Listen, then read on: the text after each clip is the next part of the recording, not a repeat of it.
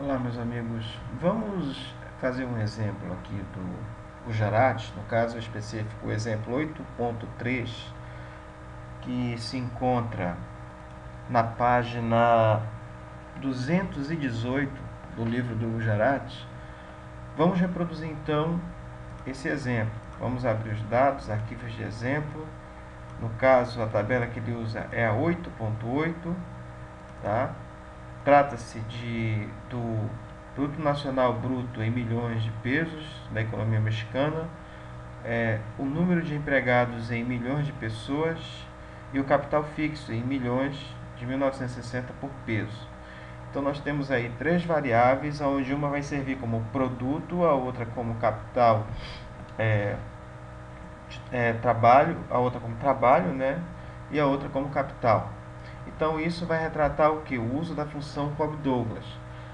Vamos então fazer o seguinte: a ideia é reproduzir um modelo semelhante àquele, um modelo geral sem restrições, e um modelo com restrições. O modelo com restrições, vocês vão pegar todas as variáveis e dividir em relação ao trabalho. Então nós podemos logo criar essa variável que vai ser a razão entre produto Y dividido por trabalho e capital dividido por trabalho. Então, como é que nós criamos isso? Vamos lá em definir nova variável, vai abrir a nossa janelinha e você vai criar o que? Vai chamar de Y, eu vou colocar como Y emprego, YE, que vai ser o que? O GDP dividido por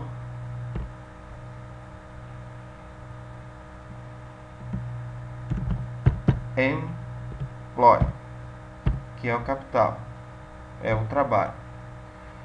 E a segunda, tá? Vamos definir nova variável, que eu vou chamar de CE, que é capital sobre trabalho. Estão aqui definidas as duas variáveis. Para fazer um modelo restrito, vamos criar os logs de cada uma dessas variáveis. Vai citar log de emprego, log de capital, em sequência o log da razão de produto e trabalho e o log da razão do produto e capital.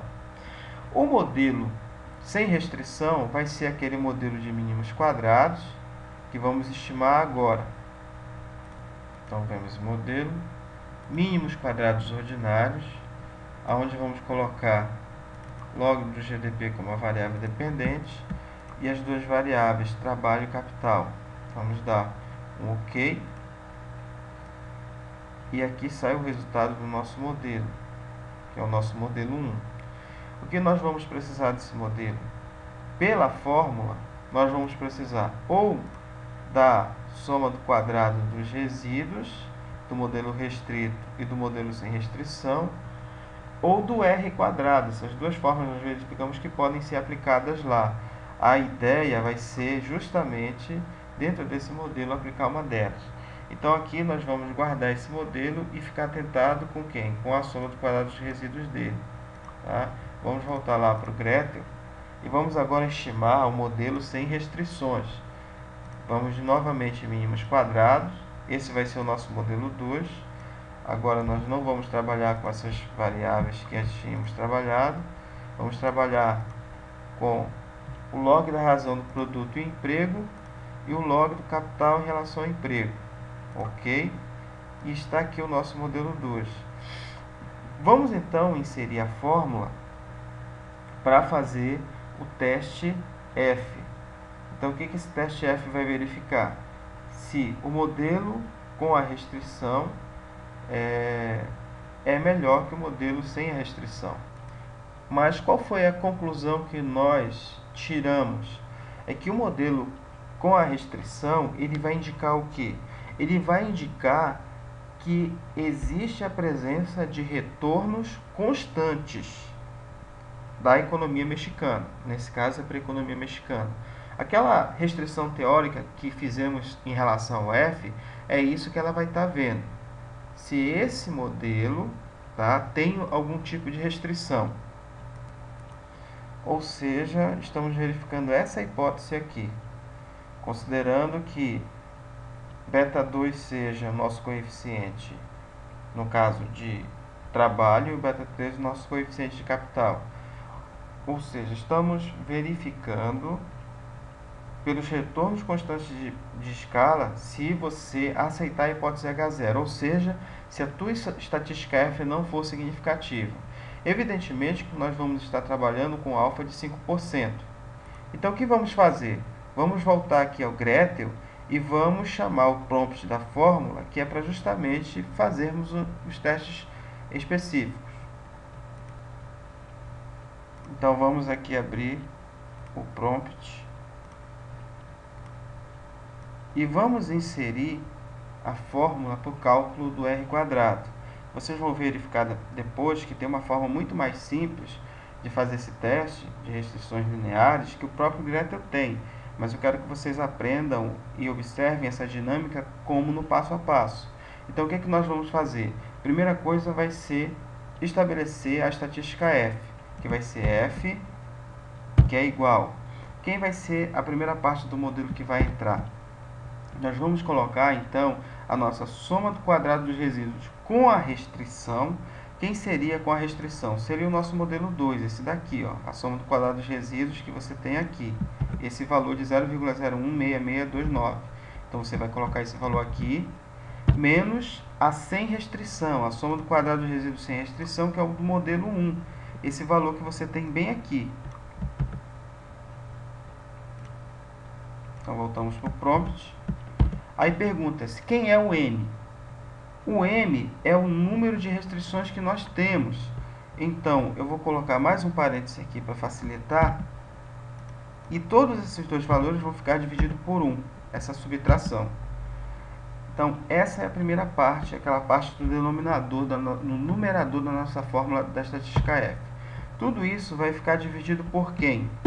Primeiramente, nós vamos colocar o valor da soma do quadrado dos resíduos sem a restrição. Então, nós vamos colocar o do modelo 1, esse daqui, dividido por quem? Dividido pelo número de observações menos o número de variáveis que eu tenho no meu modelo sem restrição, nesse caso 3. Aqui você tem toda a fórmula para a estatística F.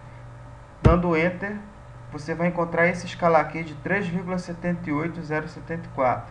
Então, esse valor aqui é o nosso valor da estatística F. Repare que esse resultado, ele deu diferente lá do livro do Gujarati, que dá 3,75. Por quê? Porque nós usamos mais casas decimais. No Gujarati não usa esse valor aqui da casa decimal de 29 e nem esse daqui do 0,4. Então, nós estamos usando um rigor maior. Tanto que se você reproduzir essa estatística considerando apenas os valores que você tem lá no Gujarati, você observa o seguinte, olha o resultado. Tá? Arredondando 3,75, que dá igual ao do livro. Então, dependendo do número de casas decimais, esse valor vai mudar. Então, está aqui o nosso resultado. Qual é a conclusão do livro? Você tem que comparar esse resultado com o valor da estatística tabelada de F. E esse valor de F, ele vai ser, em relação a 5%, menor do que o valor tabelado. Com isso, a conclusão é o qual? Não rejeição da hipótese nula. Não rejeição da hipótese nula, então, é considerar que existe essa restrição, logo concluímos pelos retornos constantes à escala. É isso que nós temos que tirar sobre conclusão do modelo.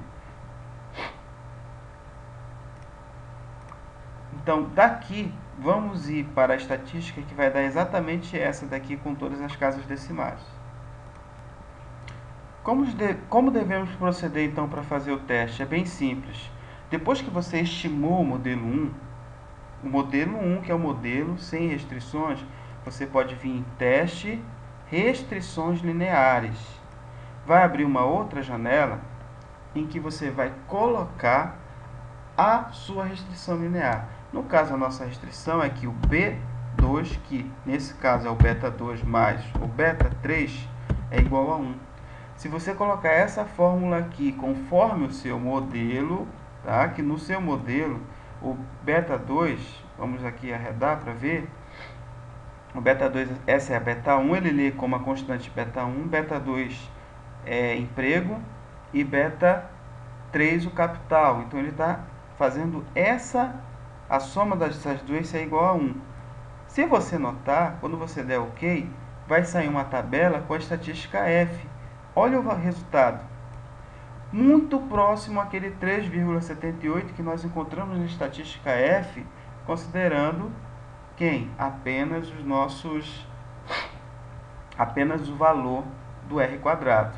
Então aqui está o resultado, você pode observar que por aqui também é possível fazer. Ele te mostra o p-valor, olha só, ele diz que ele é significativo a 6,86%, logo acima de 5%. Logo, nossa conclusão, considerando 5%, é de que não rejeição da hipótese nula. Logo, a restrição de retornos constantes à escala na economia mexicana existe. Então, a economia está operando sob retornos constantes à escala. É essa a nossa conclusão.